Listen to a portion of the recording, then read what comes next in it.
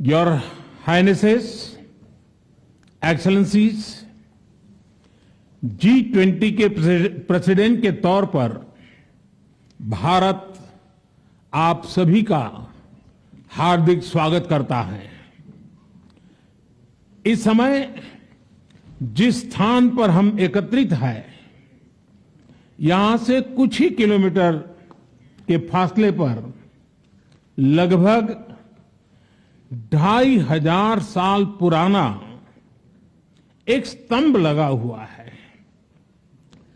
इस स्तंभ पर प्राकृत भाषा में लिखा है, हेवम लोकसा हित मुखेति अथ इयम नातिसु हेवम, अर्थात मानवता का कल्याण और सुख सदैव सुनिश्चित किया जाए।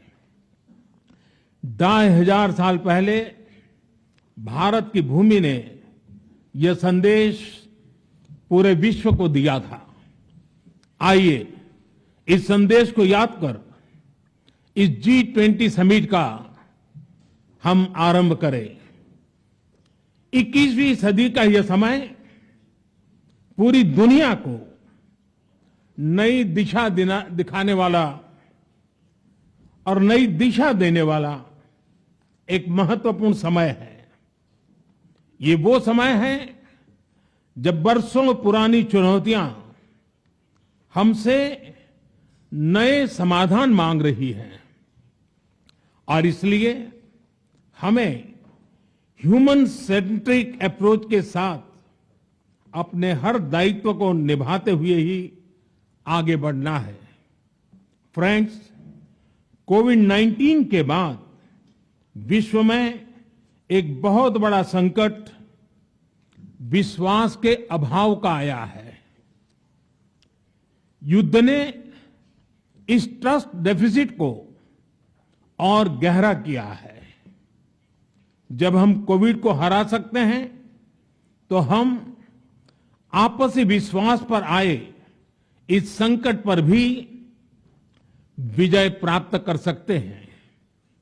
आज G20 के प्रेसिडेंट के तौर पर भारत पूरी दुनिया का आह्वान करता है कि हम मिलकर सबसे पहले इस ग्लोबल ट्रस्ट डेफिसिट को एक विश्वास, एक भरोसे में बदलें।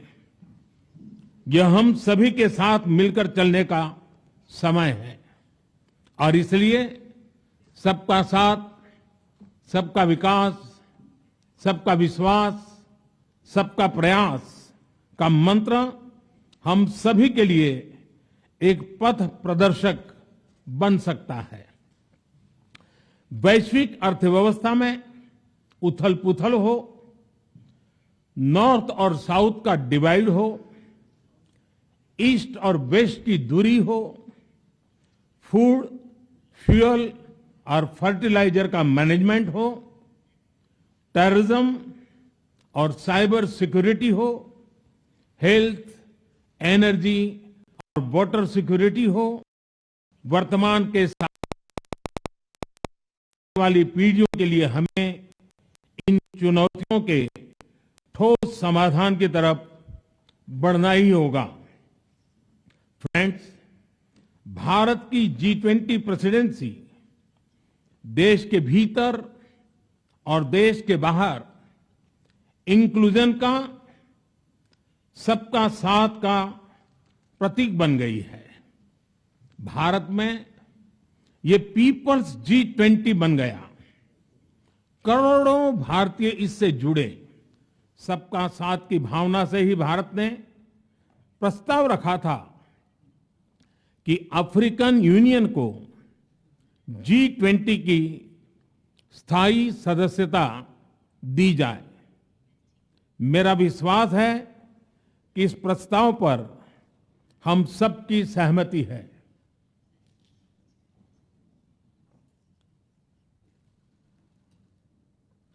आप सबकी सहमति से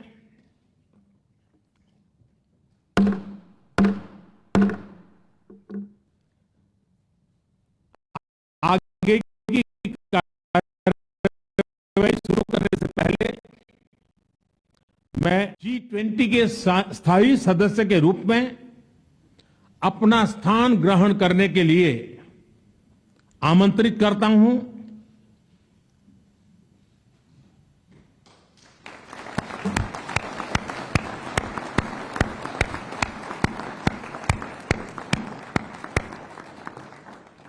एक्सेलेंसी,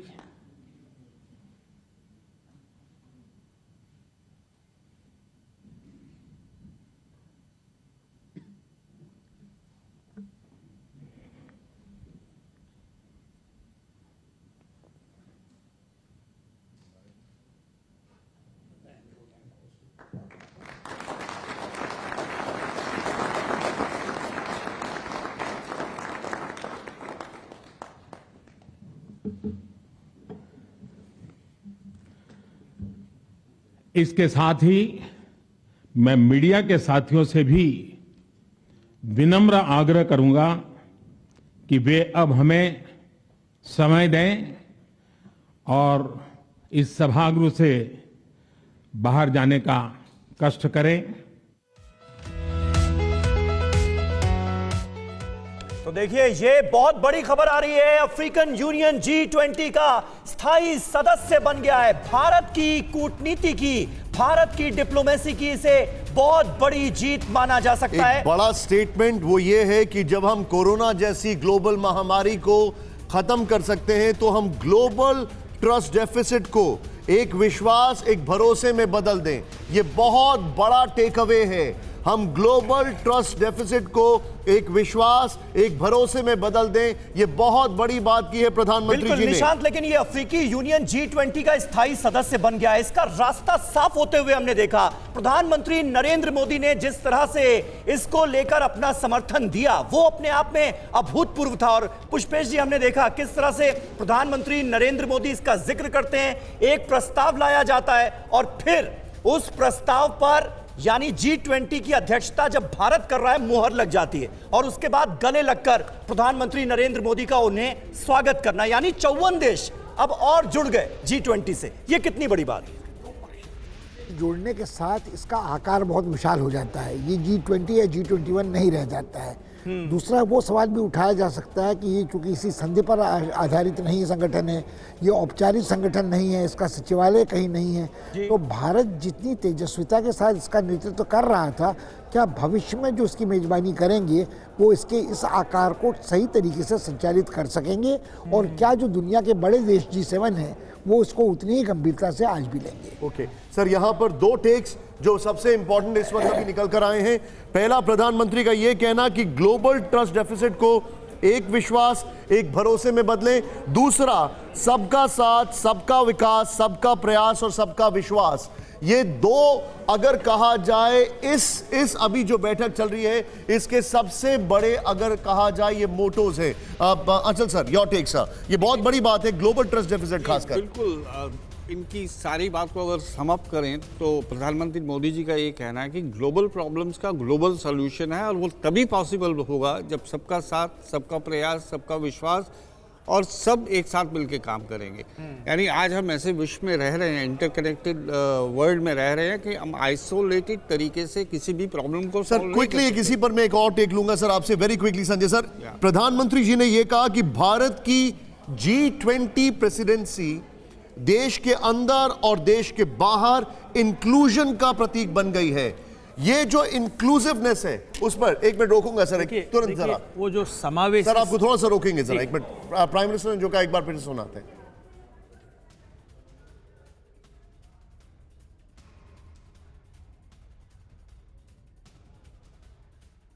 और देखिए, ये तस्वीरें उस वक्त की हैं जब अफ्रीकन यूनियन को सदस्य घोषित कर दिया गया और उसके बाद अफ्रीकी यूनियन की तरफ से जो रिप्रेजेंटेटिव थे उन्होंने G20 में अपना स्थान ग्रहण किया। ये ऐतिहासिक लम्हा था और उस वक्त की ये तस्वीरें आपको दिखा रहे हैं। प्रधानमंत्री नरेंद्र मोदी गले लगाकर हम सभी की ओर से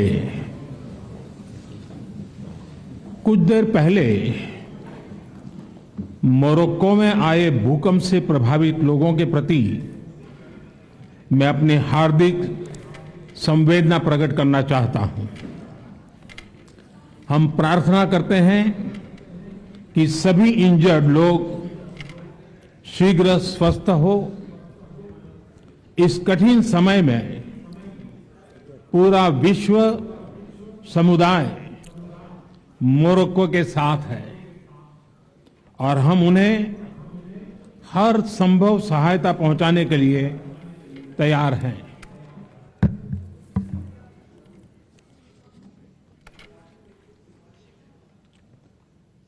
योर हाइनेसेस, एक्सेलेंसीज, G20 के प्रेसिडेंट के तौर पर भारत आप सभी का हार्दिक स्वागत करता है।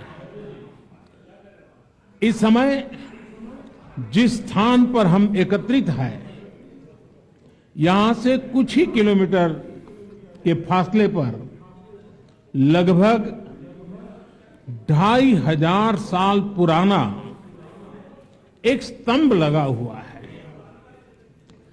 इस स्तंभ पर प्राकृत भाषा में लिखा है, हेवम लोकसा हित मुखेति ये कौन से स्तंभ की बात कर रहे हैं? इयम नातिसु हेवम, अर्थात मानवता का कल्याण और सुख सदैव सुनिश्चित किया जाए। 2500 साल पहले भारत की भूमि ने यह संदेश पूरे विश्व को दिया था। आइए इस संदेश को याद कर इस G20 समिट का हम आरंभ करें। 21वीं सदी का यह समय पूरी दुनिया को नई दिशा दिखाने वाला और नई दिशा देने वाला एक महत्वपूर्ण समय है। ये वो समय है जब बरसों पुरानी चुनौतियां हमसे नए समाधान मांग रही हैं और इसलिए हमें ह्यूमन सेंट्रिक अप्रोच के साथ अपने हर दायित्व को निभाते हुए ही आगे बढ़ना है। फ्रेंड्स, कोविड-19 के बाद विश्व में एक बहुत बड़ा संकट विश्वास के अभाव का आया है। युद्ध ने इस ट्रस्ट डेफिसिट को और गहरा किया है।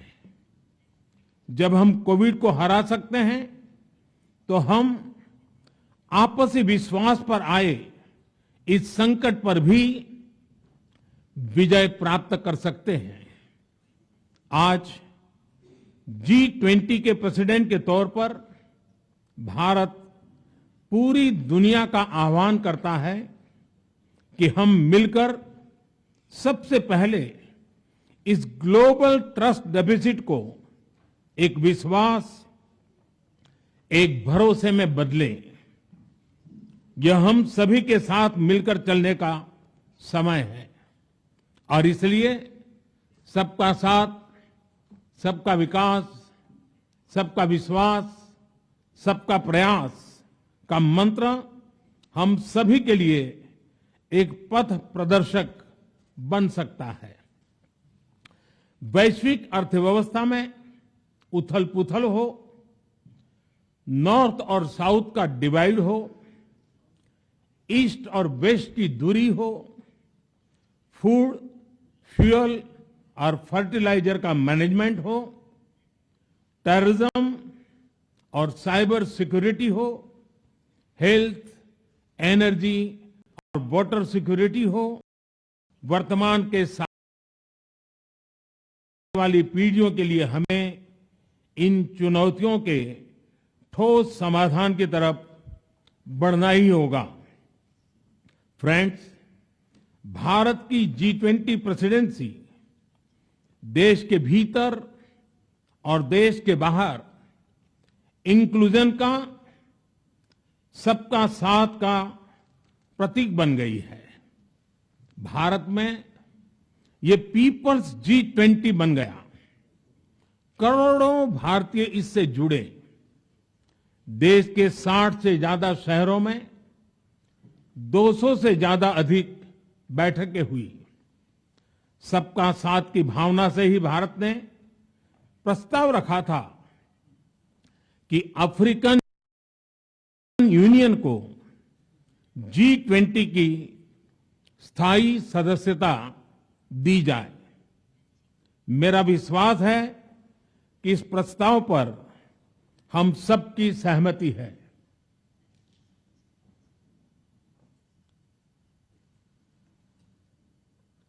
आप सबकी सहमति से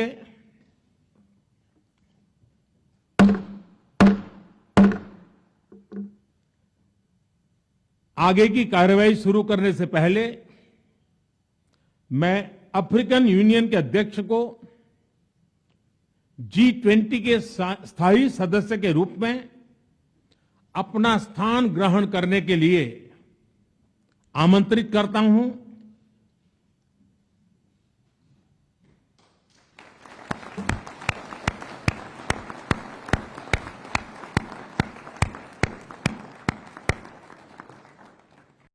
एक्सेलेंसी,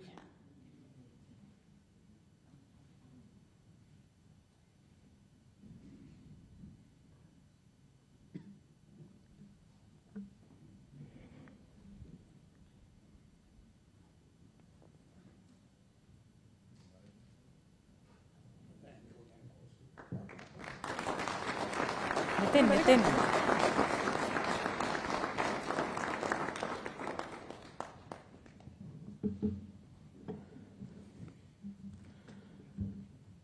इसके साथ ही मैं मीडिया के साथियों से भी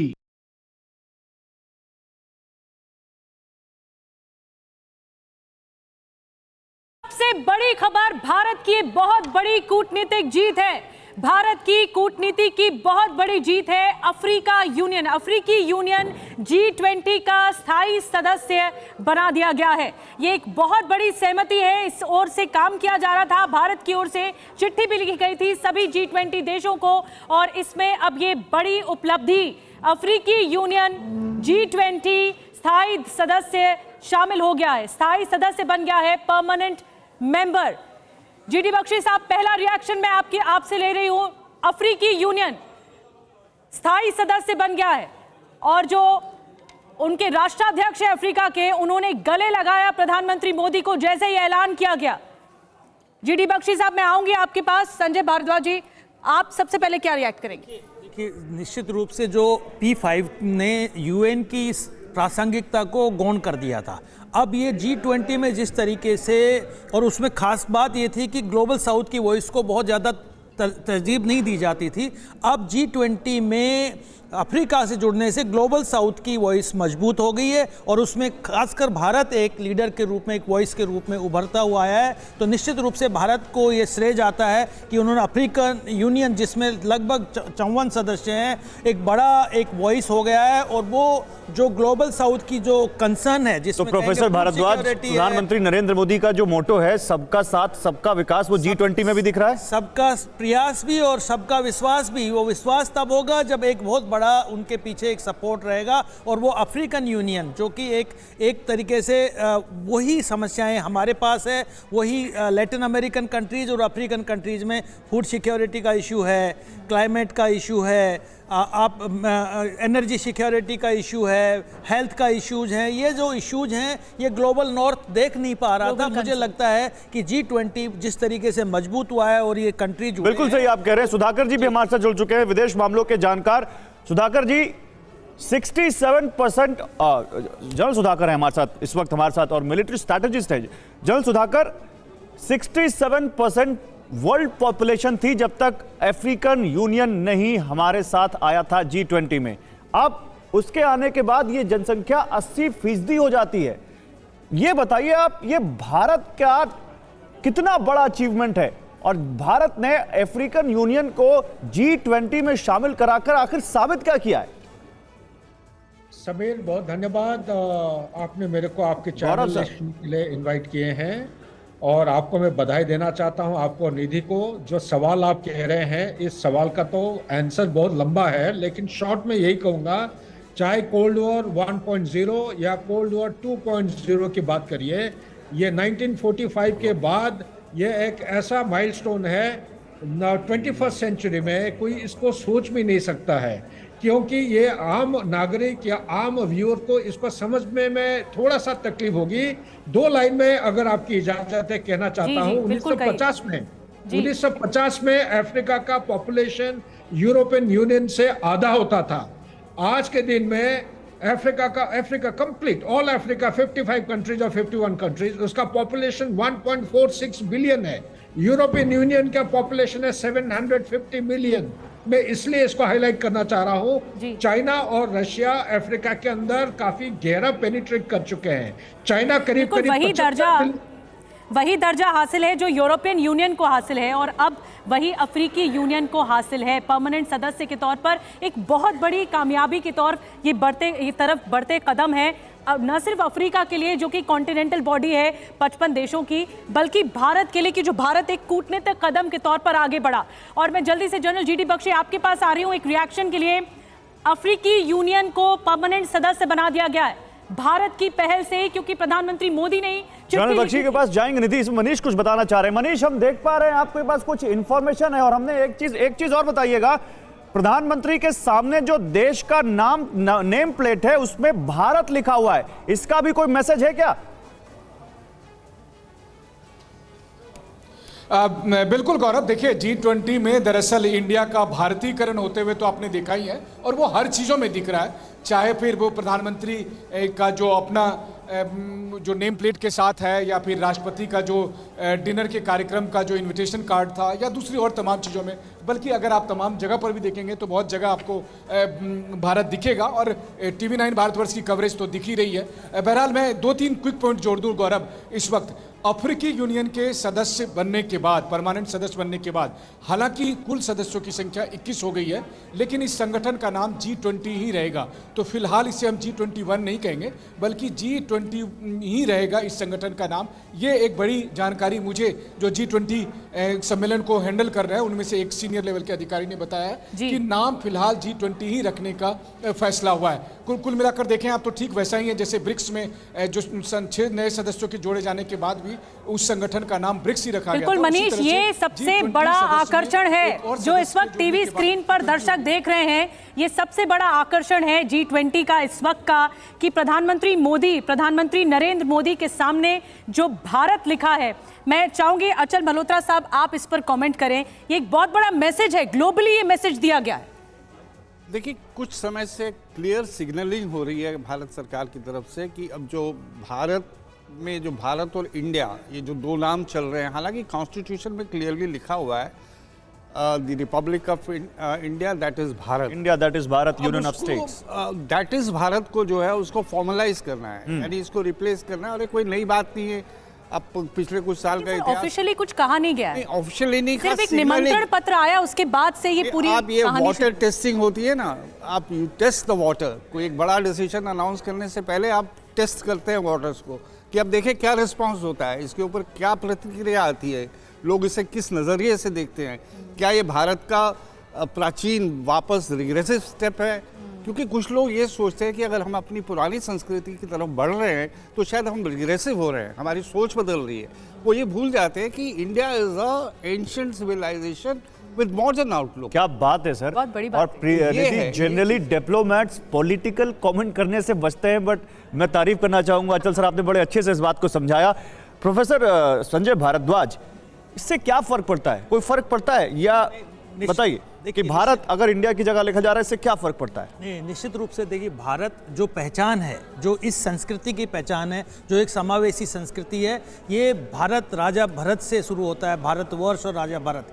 ये इंडस, इंडिया, ये यूनानी और ब्रिटिश और कॉलोनियल मास्टर्स ने इसको डेवलप किया। निश्चित रूप से सिंधु हिंदू और उससे जुड़ा, लेकिन जो इस क्षेत्र की जो पहचान रही है वो भारतवर्ष है, और निश्चित रूप से दुनिया जानना चाहिए कि इसका जो वास्तविक जो पहचान है, जो है वो भारत है, वो भारत है। ठीक है, पुष्पेश पंत सर, ये जो मैसेजिंग है इसकी टाइमिंग बहुत खास है। देखिए, पूरी दुनिया की नज़र है भारत पर और भारत को इसी तरह से डंका पीट कर इसी तरह से दिखाया गया है कि आप देखें भारत को भारत के नज़रिए से ही, और ये मैसेजिंग का टाइमिंग बहुत इंपॉर्टेंट है। आप भी मानते? देखिए, भारत को भारत के नज़रिए से दिखाने की कोशिश हमारी हो सकती है, मगर दुनिया तो अपनी नज़र से भारत को देखेगी ना। मुझे लगता है एक और डिप्लोमेट है विवेक काटजू, उन्होंने एक बड़ा अच्छा लेख अभी हाल परसों हिंदू में लिखा है भारत और इंडिया के नाम को लेकर। तो जैसा प्रोफेसर भारद्वाज भी कह रहे थे, संस्कृति हमारी भारतीय है मगर हम उसको हिंदुस्तानी तहजीब भी कहते हैं, और हिंदू और सिंधु नाम भी जो हैं वो यूनानियों के नहीं बल्कि सिंधु नदी तो हिंदुस्तान की थी, उसका उच्चारण स का ह हुआ ईरान में और यूनान में होता था तो हुआ है। अब जब आप सिंधु घाटी सभ्यता कहते हैं तो आप उसे भारतीय सभ्यता का नाम देकर सिंधु घाटी सभ्यता होने से रोक तो नहीं सकते हैं। तो मुझे लगता है कि ये जो चीज़ है वो अपने आप में इसकी टाइमिंग बहुत महत्वपूर्ण है। जैसा ठीक है, मैं आता हूं आपके पास। आनंद भी इस वक्त हमारे साथ हैं और जनरल बख्शी भी इस वक्त जुड़े हुए हैं। जनरल बख्शी, आपका क्या मानना है, आप इस भारत को कैसे देखते हैं जो यहां पर अभी सुर्खियों में छाया हुआ है? हम एक दिन पहले अखंड भारत पर भी बात कर रहे थे, उस पर भी आप कह रहे थे कि अखंड भारत हो सकता है, और ये अफ्रीकन यूनियन जिस तरह से यहां आया है भारत की पहल पर, ये सब आपको एक मिलिट्री स्ट्रैटेजिस्ट के तौर पर या एक डिफेंस एक्सपर्ट के तौर पर कैसा दिखता है? देखिए, जहां तक भारत का सवाल है, ये भारत प्राचीन नाम है हमारा।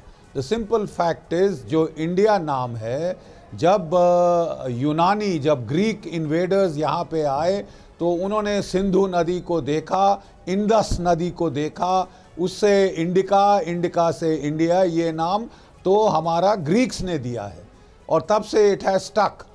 लेकिन जो असली पारंपरिक नाम है, जो सिविलाइजेशनल नाम है, आपका भारत है। And I think we have gone back to our civilizational roots. ये कॉन्स्टिट्यूशन के बिल्कुल मुताबिक है, इंडिया दैट इज भारत, उसमें ऑलरेडी लिखा ही हुआ है और अब भारत को प्राथमिकता दी जाएगी। दिस इज आई थिंक बड़ी बात आप कह रहे हैं जनरल जी बख्शी साहब, भारत को प्राथमिकता दी जाएगी। और मेरे साथ मेरे सहयोगी निशांत चतुर्वेदी भी जुड़ गए हैं। मनीष इस बीच, निशांत हमारे साथ जुड़ रहे हैं सीधा भारत मंडपम से। मनीष, इस वक्त अपडेट क्या है? आप बताना चाह रहे हैं कि कुछ खास है वहां पर? जी बताइए। जी हाँ, बिल्कुल निधि। देखिए, ज्वाइंट डिक्लेरेशन आने से पहले जो सबसे अहम सत्र है, यानी G20 का पहला सत्र, जिसे वन अर्थ के नाम से जाना जा रहा है, और उसमें आपने देखा प्रधानमंत्री के संबोधन के बाद सभी मीडिया के कैमरे कर दिया गया था। इस वक्त क्लोज डोर सेशन चल रहा है और जिसमें एक के बाद एक सभी राष्ट्राध्यक्ष अपनी अपनी बात रख रहे हैं, अपना अपना स्टेटमेंट रख रहे हैं। और ये वो सत्र है जिसमें जियोपॉलिटिकल इशू सबसे अधिक हावी रह रहा है, यानी रूस यूक्रेन युद्ध से लेकर दुनिया के वो तमाम क्रिटिकल चुनौती वाले इशू जिसमें आपस में भी कई देशों के बेहद मतभेद हैं। और इसी को भांपते हुए प्रधानमंत्री ने अपने ओपनिंग रिमार्क्स में कहा था कि सबसे बड़ी समस्या आज की तारीख में दुनिया में ट्रस्ट डिफिसिट की है। आप समझ ही सकते हैं कि उन्होंने युद्ध की चर्चा करते हुए जब ट्रस्ट डिफिसिट की बात की थी तो वो इसी वजह से की थी क्योंकि इस वक्त जब बंद कमरे में एक के बाद एक राष्ट्राध्यक्ष अपनी अपनी ओपनिंग रिमार्क्स को रख रहे हैं, अपनी अपनी बातें रख रहे हैं, तो उसमें रूस यूक्रेन समेत तमाम ऐसे जो सबसे सेंसिटिव मैटर्स हैं उनके बारे में हर देश अपना पक्ष रख रहा है। तो सबसे अहम सेशन इस वक्त G20 का चल रहा है, पहला सेशन जिसमें जियोपॉलिटिकल मुद्दे हावी हो रहे हैं। और वैसे भी आप देखिए, भले ही G20 आर्थिक मंच रहा हो, लेकिन पिछले 2-3 साल से हम देखते आ रहे हैं कि किस तरीके से जियोपॉलिटिकल मुद्दे इसमें हावी होते आए हैं। और इस वक्त जो तमाम सदस्य देश हैं उनके राष्ट्राध्यक्ष या उनके दूसरे डेलीगेशन के प्रतिनिधि इस वक्त जो अपनी बात रख रहे हैं उसमें वही जियोपॉलिटिकल एजेंडा। तो मनीष, आप ये कह रहे हैं कि मनीष, जिस बात की आशंकाएं जताई जा रही थी कि G20 का वैसे मकसद तो है फाइनेंशियल स्टेबिलिटी, क्लाइमेट चेंज पे बातें होती हैं, सस्टेनेबिलिटी पर बात होती है, लेकिन जो पिछले 1.5 साल से वॉर चल रही है दुनिया के एक हिस्से में, उन तमाम मुद्दों पर वो हावी हो गई है और वो G20 में भी दिख रही है। देखिए, वॉर से कोई कैसे अछूता रह सकता है, और फिर अर्थव्यवस्था भी तो वॉर से प्रभावित रही ही है। बस अंतर यही है कि अगर मैं कंपेयर करूं, मान लीजिए पिछले साल जो इंडोनेशिया G20 हुआ था और कि इसमें जेलेंस्की नहीं है, तो सबसे बड़ी बात यह है कि वॉर का एजेंडा किनारे हो गया है। लेकिन हाँ, ये बात है कि अमेरिका हो, ब्रिटेन हो या दूसरे और राष्ट्र हैं, वो सब रूस यूक्रेन युद्ध को इसमें मुख्य धारा में लाना चाहते थे। बहुत हद तक भारत कामयाब हुआ है कि किसी भी तरीके से किसी के। और मनीष, एक बहुत बड़ी बात जो प्रधानमंत्री मोदी ने अपने ओपनिंग कमेंट्स में, अपने संबोधन में कही, वो ये कि इस वक्त जो विश्व है, जो पूरी दुनिया है, वो बड़े संकट में है क्योंकि विश्वास का अभाव है। मैं चाहूंगी अचल जी आप इस पर बोलें, क्योंकि अब हम तेजी से बढ़ रहे हैं, जैसा कि मनीष ने बताया, जॉइंट डिक्लेरेशन की तरफ आगे बढ़ रहे हैं देश। तो ये प्रधानमंत्री के कमेंट्स क्या बताते हैं और कैसे एकता को बढ़ावा देंगे? देखिए, उनकी जो उनका ओपनिंग स्टेटमेंट का अगर आप समाप्त करें तो मैसेज ये है कि ग्लोबल प्रॉब्लम्स के लिए हमें ग्लोबल सॉल्यूशंस ढूंढने हैं और वो कोई एक कंट्री, इकलौती कंट्री इसका सॉल्यूशंस नहीं ढूंढ सकती। यानी यहाँ जो हमने मंत्र दिया है, सबका साथ, सबका विकास, सबका प्रयास, ये बहुत ज़्यादा रेलिवेंट हो जाता है। इसलिए ज़रूरत ये है कि हम म्यूचुअल डिस्ट्रस्ट से हटकर म्यूचुअल ट्रस्ट की तरफ बढ़ें और फिर म्यूचुअल रिस्पेक्ट, जो उसका नेक्स्ट लेवल आता है। तो जब तक हम सब लोग मिलकर एक साथ इन ग्लोबल सॉल्यूशंस को नहीं ढूंढेंगे तो हम इसी तरह से बटे रहेंगे। और हकीकत यह है कि पिछले कुछ सालों में ग्लोबल पोलराइजेशन इतनी ज़्यादा स्टार्क हो गई है कि आप आइडेंटिफाई कर सकते हैं, और लोग ये भी कह रहे हैं कि हम कोल्ड वॉर एरिया की तरफ जा रहे हैं।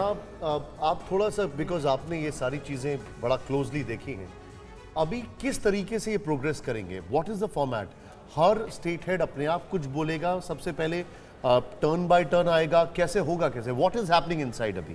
देखिए, यूजुअली ग्राउंड वर्क पहले हो चुका है। एक साल से जो 3 लेवल पे मीटिंग्स हो रही हैं, आपकी फाइनेंस ट्रैक के अंदर बातचीत हो रही है, ऑलरेडी स्टेटमेंट्स या आउटकम डॉक्यूमेंट्स निकल चुके हैं। तो अभी जैसे ये स्टार्ट हुआ है, जब प्राइम मिनिस्टर ने कहा कि अब हमें थोड़ा बात करना होगा, मीडिया बाहर आ गया, तो prime minister is already set the tone.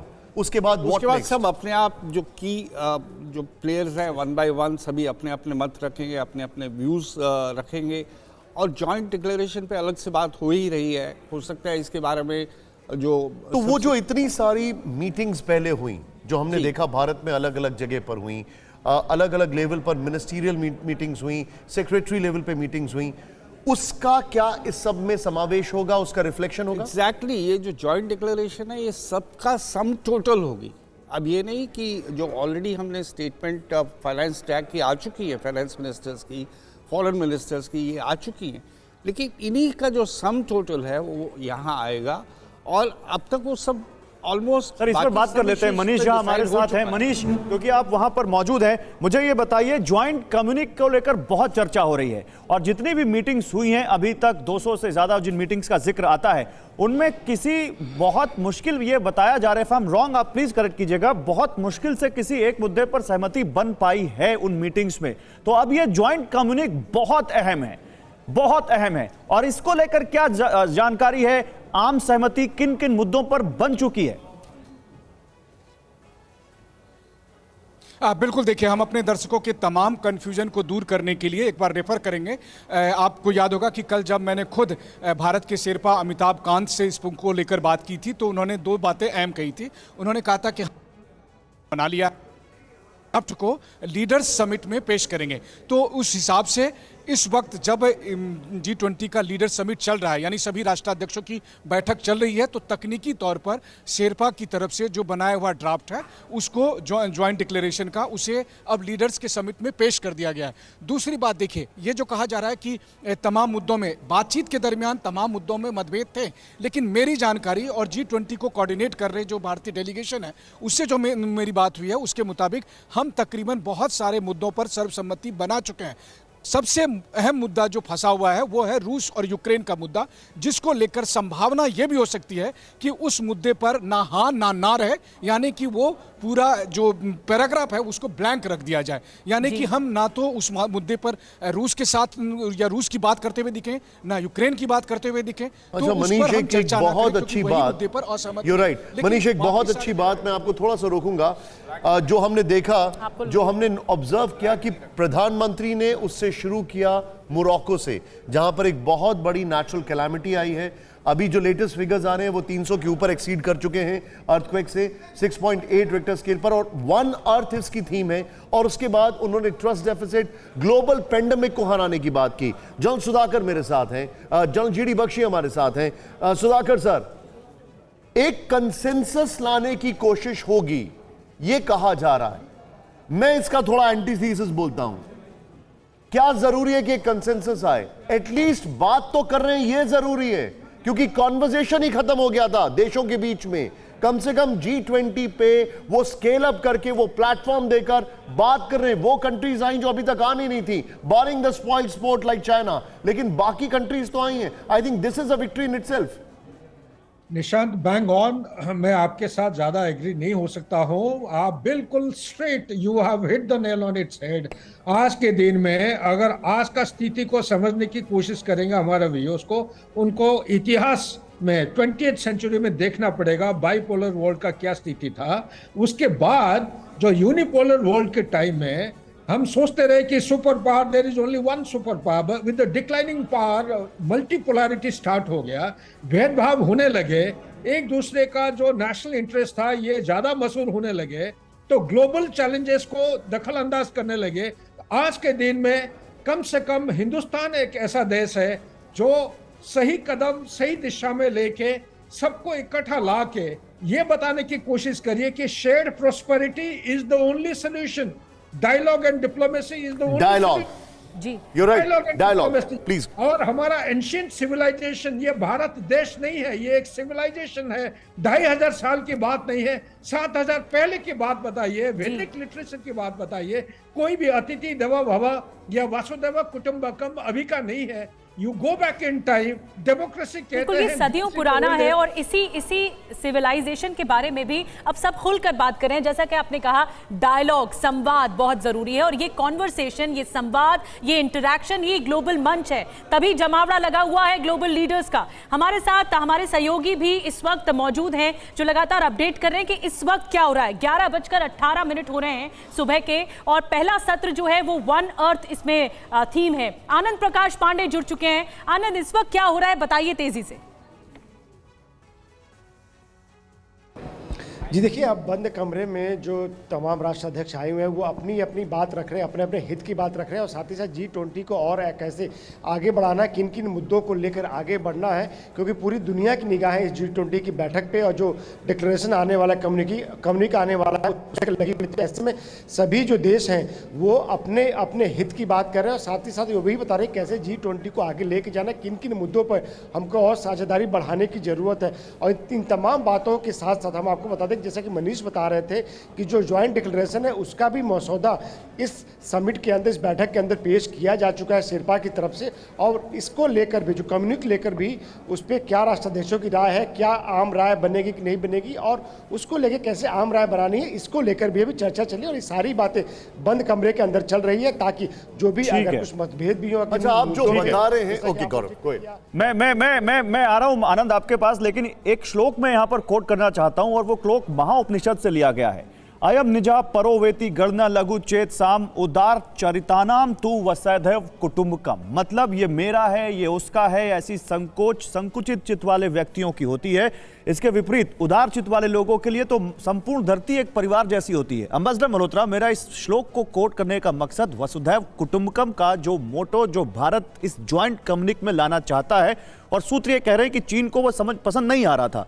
तो ये कितनी बड़ी जीत होगी कि अगर ये वसुधैव कुटुंबकम, one earth, one family, one future का कोट उस ज्वाइंट कम्युनिके में आता है। तो मुझे लगता है कि भारत की ये फिलॉसफिकल फ्रंट के ऊपर एक बहुत बड़ी उपलब्धि होगी कि ये कॉन्सेप्ट है, एक कॉन्सेप्ट कि हम एक प्लैनेट है हमारा, तो इसका मतलब हमारी सब इंटरेस्ट कॉमन है, हमारी समस्याएं कॉमन हैं, एक भविष्य है हमारा, एक से दूसरा का भविष्य जुड़ा हुआ है। अगर ये कॉन्सेप्ट अगर हम पूरी दुनिया को पेश करते हैं और उस पर स्वीकृति होती है, तो ये आने वाले समय में आप समझिए कि टेक्स्ट बुक में चला जाएगा। कि जिस तरह हम बहुत फिलॉसफी की किताबों में पढ़ते हैं कि नए नए कॉन्सेप्ट्स आते हैं, तो ये वो कॉन्सेप्ट बनेगा। चाइना की सोच अलग है, वो तो सोचता है कि सिर्फ चाइना और सिर्फ चाइना, तो इससे आगे बढ़ने की कोशिश, rise of the middle kingdom, बिल्कुल। तो वो उसका इससे एक तो उससे अपोज करना है for the sake of opposition, लेकिन आइडिया लॉजिकली भी मुझे लगता है, प्रोफेसर साहब शायद इस बात से सहमत होंगे कि चाइना की सोच ही अलग है। वो सोचता है चाइना सेंट्रिक है, हम विश्व सेंट्रिक है। हम अब कई बार हम विश्व गुरु की भी बात करते हैं, हम ज्यादातर मोर वेलकमिंग रहे। सर मैं आपको थोड़ा सा रोकूंगा, please pardon me for this. Quickly मैं आपको दिखाता हूं जरा, यहां पर मैं आपको एक बड़ी खबर दिखाने वाला हूं, लेकिन ब्रेक करिए। इस वक्त एक और बड़ी खबर आ रही है, ब्रेकिंग न्यूज। G20 बैठक पर इस वक्त की बड़ी खबर, क्विक अपडेट, रूस अमेरिका डेलीगेशन बात कर सकते हैं। This is a breakthrough. रूस और अमेरिका बात नहीं कर रहे थे, कोशिश हो रही है। लैवरॉव यूएस के एनएसए से मिले। Now this is what is important, dialogue जिसकी हम बात कर रहे थे। और यहां पर जितने भी गेस्ट हैं, they are nodding to it. ये भारत की कामयाबी है। At least there is a conversation. America approach कर रहा था रशिया को through Germany, through France, through Turkey. Now at least they are talking. ये बहुत बड़ी बात है, ये बहुत बड़ी बात है। Manish, this is a big breakthrough. तुरंत मुझे बताइए क्या जानकारी आ रही है। बिल्कुल निशांत, देखिए G20 के मंच से अब तक की सबसे बड़ी खबर, और यही बात है, यही भारत की पहचान है जिसके लिए दुनिया भर में जाना जाता है। देखिए युद्ध जब चरम पर था तब भी गोवा में रूस और अमेरिका के विदेश मंत्रियों की पहली मुलाकात कहाँ हुई? इसी भारत भूमि पे, गोवा में, जब G20 के विदेश मंत्रियों का सम्मेलन हो रहा था। और इस वक्त जब रूस के विदेश मंत्री लावरोव यहाँ पर मौजूद हैं, इस वक्त जब अमेरिका के राष्ट्रपति और NSA मौजूद हैं, तब अमेरिका और रूस के डेलीगेशन के बीच बातचीत कराने को लेकर कोशिशें चल रही है। और हो सकता है कि 1:30 से 3 बजे के बीच में जो बायलैटरल मीटिंग्स का समय है, मनीष, मैं आपको रोक रहा हूं, but let's make one more thing very clear. Bharat ने ये एटलीस्ट ब्रेक थ्रू किया है, और भारत ने इससे पूरी दुनिया नहीं बल्कि मोस्ट इंपॉर्टेंटली चाइना को मैसेज दे दिया है that we are the one who will bring in the peace. You may be the leader, you may be the extremist. आप विस्तारवाद सोच से आगे बढ़ सकते हैं, लेकिन हम सबको समावेश कर आगे बढ़ने की बात कर रहे हैं। आई थिंक ये बहुत बड़ा फैक्टर है। Manish, what do you say on this? बिल्कुल सही। देखिए सबसे बड़ी बात है कि आज की तारीख में रूस और अमेरिका को एक मंच पर लाना कितनी बड़ी बात है, वो आप समझ ही सकते हैं। और इस वक्त एक छत के नीचे, एक बंद कमरे में रूस और अमेरिका दोनों मौजूद है। रूस के साथ साथ वो तमाम देश, चाहे अमेरिका हो, ब्रिटेन हो, फ्रांस हो, इटली हो, ये सब देश जो एक दूसरे को देखना नहीं पसंद करते हैं, आज एक टेबल पर बैठे हुए हैं, एक दूसरे को अपनी बात कह रहे हैं, अपनी अपनी चिंताएं बता रहे हैं। ये अपने आप में वाकई में एक बड़ा मनीष, मैं आपकी इस बात को थोड़ा आगे बढ़ाऊंगा। एक बहुत क्विक टेक लेना चाहूंगा। Manish, be with me. यहां पर मैं सीधे चलूंगा। जनरल जीडी बख्शी सर मेरे साथ है। Bakshi sir, very quick take. जब भारत को G20 की प्रेसिडेंसी मिली थी तब दुनिया दो बड़ी क्राइसिस में थी। एक था कोविड और दूसरा था रशिया और यूक्रेन युद्ध। कोविड को भारत ने मैनेज कर पूरी दुनिया को मैसेज दे दिया, this is how you manage it. और अगर बात की जाए रूस यूक्रेन युद्ध, तो I think today is a landmark day. क्या ये दोनों क्राइसिस भारत मैनेज कर रहा है कि नहीं कर रहा है, और भारत का की रोल दिख रहा है कि नहीं? Your take sir, very quickly. देखिए, बहुत उम्मीद थी कि अगर कोई एक देश है जो मध्यस्थता कर सकता है, जो दोनों को एक पेज पे ला सकता है सीज फायर के लिए, नेगोशिएशंस के लिए, तो वो भारत है।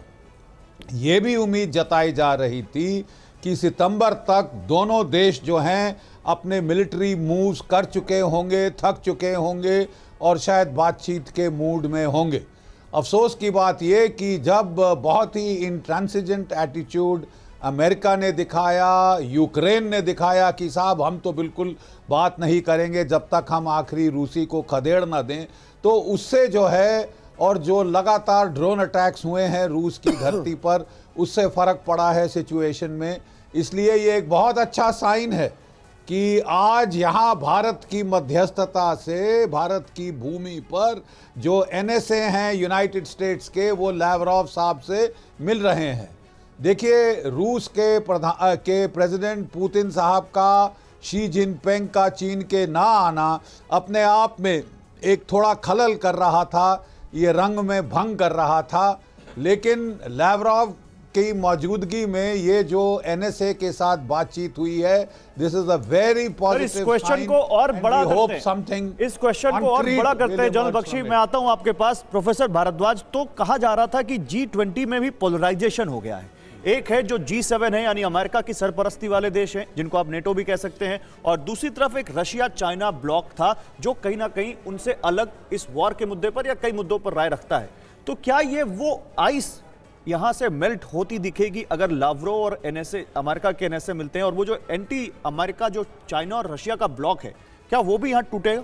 देखिए, बात साफ है। ये बात तो है कि पिछले तीन वर्षों से आपको देख रहे हो पोलराइजेशन, लिबरल डेमोक्रेसीज और ऑथोरिटेरियन स्टेट्स, जिसको चाइना और रशिया लीड कर रहे थे।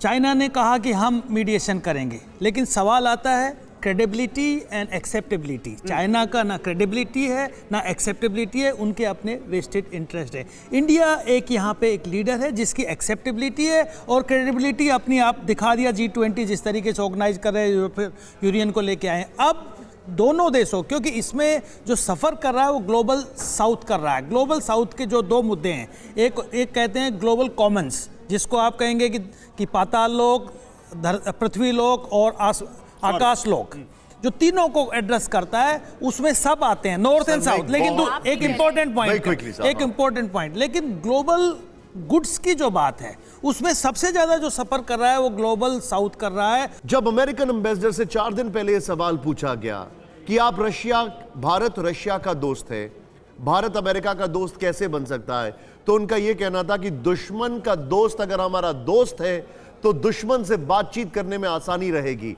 और वही दिखाई दे रहा है। बिल्कुल, देखिए, चैनल ऑफ कम्युनिकेशन के लिए बहुत ज़रूरी है कि जो चैनल ऑफ कम्युनिकेशन फैसिलिटेट कर रहा है उसमें दोनों साइड्स को इक्वल ट्रस्ट होना चाहिए।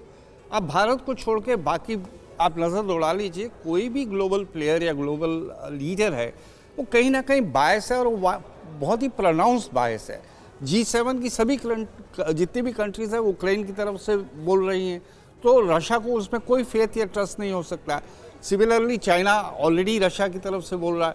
तो भारत एक ऐसी देश है जो फैसिलिटेट कर रहा है, और जो अभी लावरोव हो रहने से की बात हो रही है उसमें ये जो भरोसा है ये तो भारत ने ही बढ़ाया है। जी, बढ़ाया है। मंच पे अगर रूस अमेरिका बात कर रहे हैं तो भारत की वजह से बात एग्जैक्टली उसी वजह से, उसी की एक्सटेंशन है ये कि ये दोनों आप आमने सामने बात कर रहे हैं। On a lighter note Pushpesh sir से एक सवाल पूछा, on a very lighter note, because ये बड़े हीटेड डिस्कशंस होते हैं और इसमें थोड़ा सा एक मिनट, यहां पर 2 तस्वीरें हमारे प्रोड्यूसर साहब मुझे बता रहे हैं, ये देखिए लैवरोव और सामने आपको जो बाइडेन। इंटरेस्टिंग है, लैवरोव एक जगह हल्का सा स्लिप ओवर किया, हल्का सा मिसस्टेप था उनका, लेकिन जो बाइडेन ने उस मिसस्टेप को देख लिया था पहले, and he had a little jig, और वो फिर और फिर वो आते हैं प्राइम मिनिस्टर के पास। लेकिन Pushpesh sir, on a lighter note, this is purely a lighter note, तीनों कंट्रीज में इलेक्शन है, रशिया, चाइना, भारत, तीनों में इलेक्शन है 2024 में, और 2 कंट्रीज एग्जॉस्टेड हो गई हैं युद्ध से।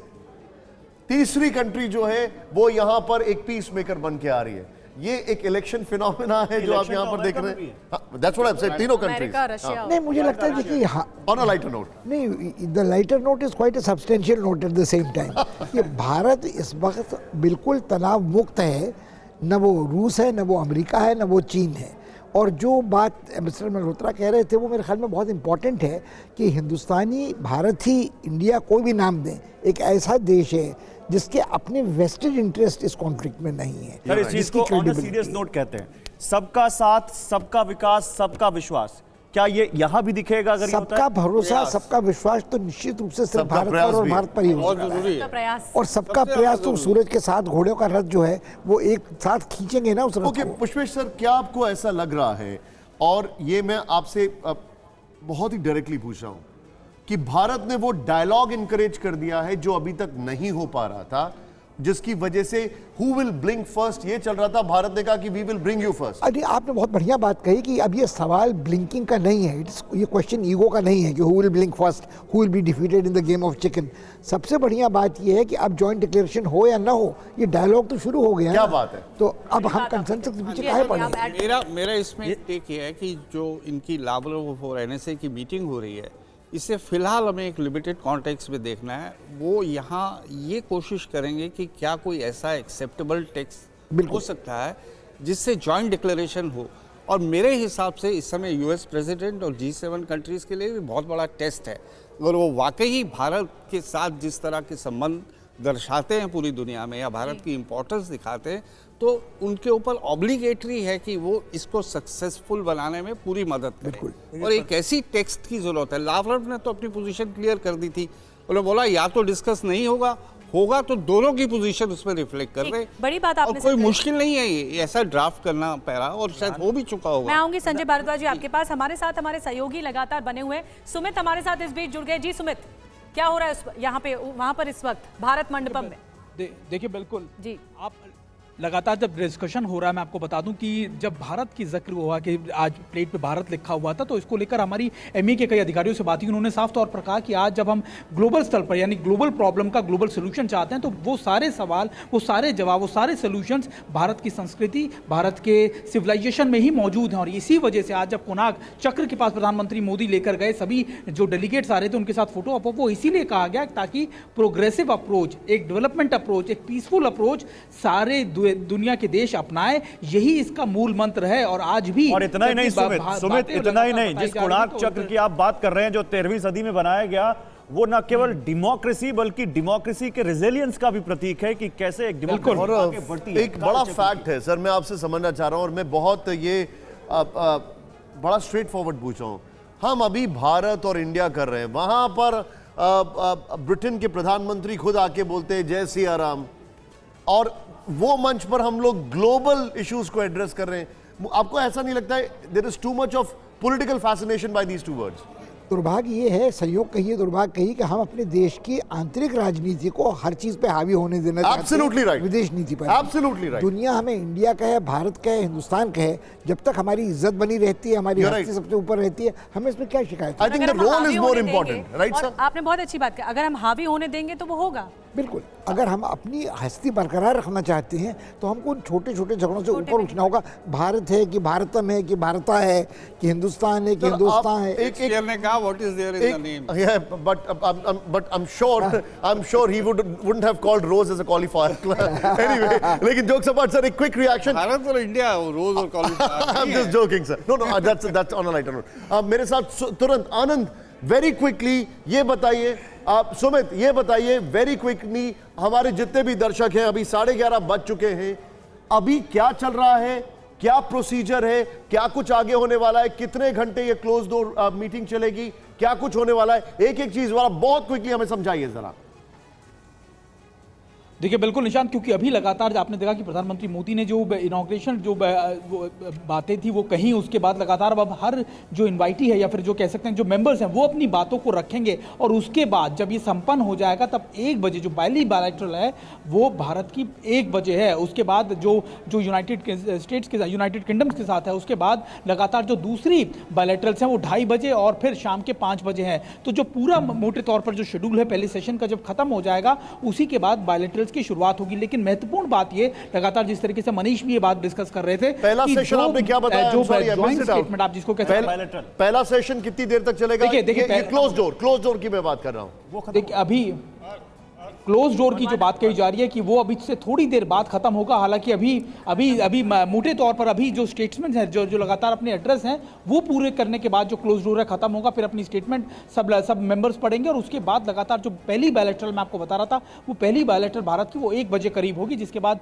दूसरी बायलैटरल 2:30 बजे। अपने दर्शकों को बता दूं कि जो अभी सुमित ने बताया है, पहली बायलैटरल क्लोज डोर मीटिंग जो है वो अब से थोड़ी देर में समाप्त होने वाली है। क्लोज डोर मीटिंग जिसमें सभी देश एक दूसरे से बात करेंगे, और ये भी हो सकता है कि अपने ये तो होगा ही कि अपनी अपनी बातों को रखेंगे। दूसरा, पहली बायलैटरल 1 बजे होगी और फिर दूसरी बायलैटरल भारत की वो करीब 2 या 2:30 बजे होगी। प्रधानमंत्री ने आज एक बहुत बड़ी बात की और वो थी ट्रस्ट डेफिसिट को लेकर। प्रधानमंत्री मोदी ने दुनिया से अपील की है, कहा है कि हमें अविश्वास को भरोसे में बदलना पड़ेगा। जब हम इस भरोसे से ग्लोबल पैंडेमिक को जीत सकते हैं तो हम डिफरेंसेस को क्यों नहीं खत्म कर सकते हैं? कोविड-19 के बाद विश्व में एक बहुत बड़ा संकट विश्वास के अभाव का आया है। युद्ध ने इस ट्रस्ट डेफिसिट को और गहरा किया है। जब हम कोविड को हरा सकते हैं तो हम आपसी विश्वास पर आए इस संकट पर भी विजय प्राप्त कर सकते हैं। तो प्रधानमंत्री नरेंद्र मोदी ने एक बहुत बड़ी बात कही कि कैसे पूरी दुनिया में इस अविश्वास को विश्वास में तब्दील करना है। एक और बड़ी बात कही, भारत की अध्यक्षता सबके साथ का ही प्रतीक है। नॉर्थ साउथ के डिवाइड को खत्म करना है और पूरी दुनिया में भरोसा कायम हो सके, इस बात पर काम करना है। क्या कुछ कहा, आपको सुनवाते हैं। आज G20 के प्रेसिडेंट के तौर पर भारत पूरी दुनिया का आह्वान करता है कि हम मिलकर सबसे पहले इस ग्लोबल ट्रस्ट डेफिसिट को एक विश्वास, एक भरोसे में बदलें। यह हम सभी के साथ मिलकर चलने का समय है और इसलिए सबका साथ, सबका विकास, सबका विश्वास, सबका प्रयास का मंत्र हम सभी के लिए एक पथ प्रदर्शक बन सकता है। वैश्विक अर्थव्यवस्था में उथल-पुथल हो, नॉर्थ और साउथ का डिवाइड हो, ईस्ट और वेस्ट की दूरी हो, फूड, फ्यूल और फर्टिलाइजर का मैनेजमेंट हो, टेररिज्म और साइबर सिक्योरिटी हो, हेल्थ, एनर्जी और वाटर सिक्योरिटी हो, वर्तमान के साथ वाली पीढ़ियों के लिए हमें इन चुनौतियों के ठोस समाधान की तरफ बढ़ना ही होगा। और एक और बहुत बड़ी बात इस G20 समिट से निकल कर आई, अफ्रीकन यूनियन G20 का स्थायी सदस्य बन गया है। भारत के लिए एक बहुत बड़ी कूटनीतिक जीत है ये। भारत की पहल पर G20 का 21वां सदस्य बन गया है अफ्रीकन यूनियन। हालांकि इस संगठन का नाम अब भी G20 ही रहेगा। अफ्रीकन यूनियन हेड ने पीएम को गले लगाया और इसके लिए थैंक यू कहा। ये वो तस्वीरें देखिए जब विदेश मंत्री एस जयशंकर अफ्रीकन यूनियन के जो वहां रिप्रेजेंटेटिव हैं उनके पास गए और उसके बाद वो आए उनके पास।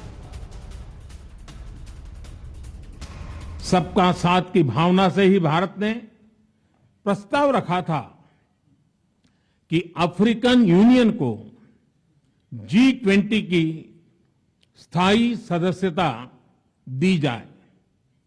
मेरा विश्वास है कि इस प्रस्ताव पर हम सबकी सहमति है।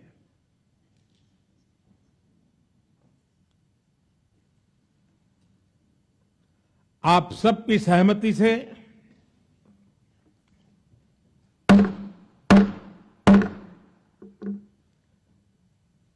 आगे की कार्रवाई शुरू करने से पहले मैं अफ्रीकन यूनियन के अध्यक्ष को G20 के स्थायी सदस्य के रूप में अपना स्थान ग्रहण करने के लिए आमंत्रित करता हूं।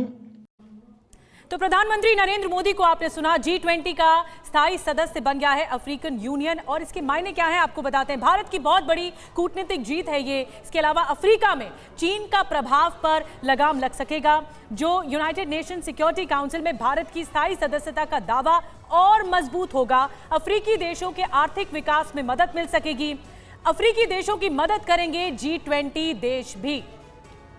और ये बहुत बड़ी बात है क्योंकि अफ्रीका जहां पर चाइना का दखल बहुत ज्यादा था, वहां पर भारत का ये जेस्चर एक बहुत बड़ा जेस्चर है। खासकर तब देखते हुए जब चाइना का one belt one road project जो है वो एक सबसे बड़ा उसके लिए डेथ ट्रैप बन गया है। लेकिन पीएम मोदी की 10 बड़ी बातें। अब जरा ये ध्यान से देखिएगा हमारे जितने भी दर्शक हैं। विश्व में विश्वास का बहुत बड़ा संकट है। युद्ध ने विश्वास के संकट को गहरा दिया है। यह बहुत बड़ी बात है। विश्वास के संकट को भरोसे में बदलना है। सबका साथ, सबका विकास, सबका प्रयास और विश्वास पथ प्रदर्शक, यह उन्होंने कहा। वर्षों पुरानी चुनौतियां नए समाधान मांग रही हैं। 21वीं सदी समय दुनिया को नई दिशा देने वाला है। मानवतावादी सोच के साथ आगे बढ़ना होगा। भारत की G20 अध्यक्षता सबके साथ की प्रतीक है। अफ्रीकी यूनियन की सदस्यता पर सबकी सहमति। आतंक, साइबर सुरक्षा पर मिलकर काम करना होगा। यह बड़ा सवाल है और यहां पर सबसे पहले क्विक रिएक्शन मैं अचल सर से लेना चाहूंगा। सर, अफ्रीका, अगर अफ्रीका की बात कर रहे हैं, यह जेस्चर जो है हमारा, मैं सीधे थोड़ा सा आपसे directly cost to profit ratio बात कर रहा हूं। How much this is going to help us in Africa? हमारी अफ्रीका में कितनी मदद करेगा, खासकर चाइना की वहां पे डीप रूट्स हैं? देखिए, हमारी जो आउटरीच अफ्रीका को लेके है पिछले कुछ समय से बढ़ी है। हमने लुक अफ्रीका और कई पॉलिसीज़ जो हैं अफ्रीका कनेक्ट की बात भी करी है। अब इसके दो पहलू हैं, I will be very candid about it. इसमें कोई शक नहीं है कि ये अफ्रीका यूनियन का इसके साथ जुड़ना जो भारत की ग्लोबल साउथ की लीडरशिप है उसमें ऐड ऑन करेगा, G20 को इंक्लूसिव बनाएगा। Flip side of the story is कि G20 बल्की हो जाएगी, इसका बल्क बढ़ जाएगा और इस बल्क में ग्लोबल साउथ की रिप्रेजेंटेशन और ज़्यादा बढ़ जाएगी। Already G7 plus European union 8x12, और इससे मुझे थोड़ा सा ये लग रहा है कि कहीं आने वाले वक्त में G7 या G7 कंट्रीज जो हैं, सर पुष्पेश सर ने एक बहुत अच्छा सवाल रखा वो था। पीछे नहीं हट जो जाए। भारत ने G20 का स्केल अप किया है, हाँ, बाकी देश तो शायद वो ना कर पाए और दिखाई भी दे रहा है। तो हम जितनी भी चीजों को पुश ओवर कर रहे हैं, मतलब अब they are bringing them to highlight, क्या आपको लगता है बाकी देश ऐसा कर पाएंगे? नहीं, वो तो ऑलरेडी सेट है। इससे पहले 17 समिट हुई हैं, किसी ने भी इसको इतना स्केल अप नहीं किया। और भारत तो आप फेमस या नोटोरियस कुछ भी कह लीजिए, किसी भी चीज़ को बहुत बड़ी गैला इवेंट में कन्वर्ट करने में माहिर हो चुका है। तो ब्राज़ील के प्रेसिडेंट, जहाँ तक मुझे याद पड़ता है, मैंने कहीं पढ़ा भी है, और उन्होंने खुल के कहा कि आपने जो स्टैंडर्ड सेट कर दिए हैं, स्टैंडर्ड बेंचमार्क सेट, जो बेंचमार्क आपने सेट कर दिया है, हमारे लिए उससे मैच करना बहुत मुश्किल है। लेकिन एक बेंचमार्क, सॉरी मैं आपको बीच में रोक रहा हूं, अफ्रीकन यूनियन की तो खैर वो समिट करेंगे। एक बेंचमार्क क्या भारत ने अफ्रीकन यूनियन को इस G20 में शामिल कराकर भी सेट कर दिया है? इस पर भी मैं आपसे सवाल लेना चाहता हूं प्रोफेसर पुष्पेश पंत, आप इसको बताइए, क्योंकि भारत और चीन में एक प्रतिस्पर्धा है और उसमें भारत ने क्या ये जीत हासिल कर ली है? अफ्रीकन यूनियन जीत हासिल कर ली कहने की जल्दबाजी में नहीं करूंगा। मल्होत्रा साहब जो कह रहे हैं उससे एक हद तक मैं सहमत हूं कि अगर बहुत बड़ा इसका विशाल आकार होगा तो इसमें जो G7 की का इंटरेस्ट है वो थोड़ा कम हो सकता है, मगर मेरे ख्याल से वो कम इसलिए नहीं होगा कि भारत के पास चीन से सीधे मुकाबला करने के लिए उतनी, जिसे अंग्रेजी में डीप पॉकेट्स कहते हैं, उतने पैसे नहीं हैं। मगर भारत ने बड़े कौशल से एक और काम किया है।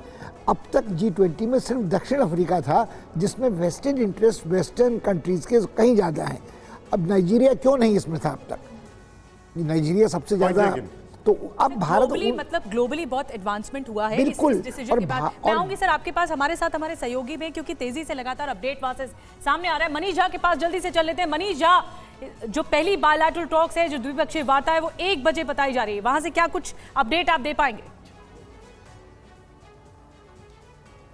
देखिए, जब पहला सेशन खत्म होगा उसका लंच आवर होगा। लंच आवर के बाद 1:30 से 3 का वक्त रखा गया है बायलैटरल सेशन के लिए, जहां पर अलग अलग देश अलग अलग देशों के साथ बात करेंगे। लेकिन फिलहाल निधि, हम बात करते हैं कैटरीना से। कैटरीना रूस के सेंट पीटर्सबर्ग से है, यहाँ पर G20 के सम्मेलन में यहाँ पर मौजूद है और इस समय आप देखिए रूसी फ्लैग के साथ। So first of all tell us something about yourself and then what you are doing here. Yes, I'm journalist. I come on G20, of course, like you work. But you know, story about this flag. Before I was in South Africa in BRICS, and we had a big holiday flag, Russian flag, and I take it. And many people from different countries, India and other, many come to me and say, "Oh, I want photo with you. I want photo with your flag. We very like Russia. We very like it."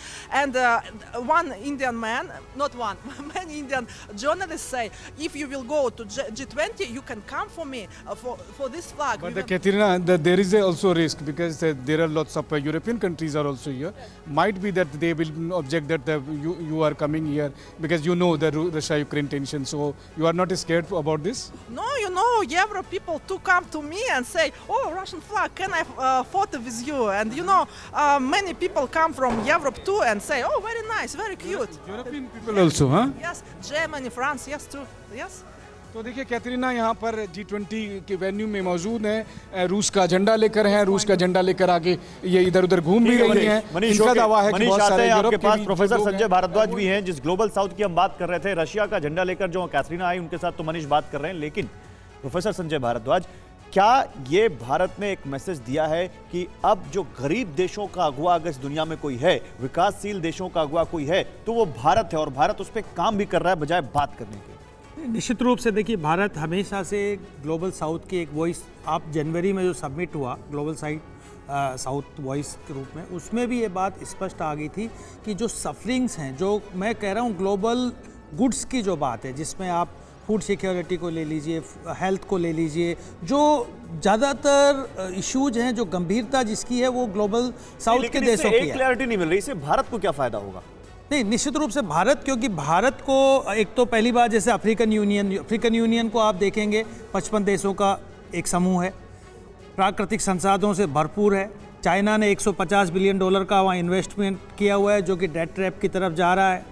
Bharat जो इस तरीके से फंसे हुए देश हैं, उसमें अपनी एक्सेस बढ़ा के, अपनी एक्सेप्टेबिलिटी बढ़ा के, अपना जो उनका आर्थिक विकास, क्योंकि आर्थिक रूप की दृष्टि से भी वो पिछड़े हुए हैं, तो भारत एक अपना, चाहे वो ट्रेड, एड एंड इन्वेस्टमेंट के माध्यम से जो लाइन ऑफ क्रेडिट दक्षिणी एशिया में किया है, अब वो ग्लोबली करेगा। तंजाना देखिए किस तरीके से भारत इन्वेस्टमेंट कर रहा है एजुकेशन सेक्टर में, हेल्थ सेक्टर में। रिसेंट पास्ट में अडानी ने वहाँ पे इन्वेस्टमेंट एनर्जी सेक्टर में किया है। तो भारत अपनी एक्सेप्टेबिलिटी और एक्सेस इन देशों में बढ़ा रहा है, ताकि, और सबसे बड़ा जो बात है, जो नरेंद्र मोदी जी प्रधानमंत्री ने कहा कि ट्रस्ट जो डेफिसिट है, भारत का विश्वास है अफ्रीकन कंट्रीज में हिस्टोरिकली, सर आप जो बता रहे हैं, एक इंटरेस्टिंग टेक है, और मैं सुमित के पास आऊंगा, उसके बाद जॉन सुधाकर के पास। सुमित, शी जिनपिंग का नहीं आना, I think it's a very good thing.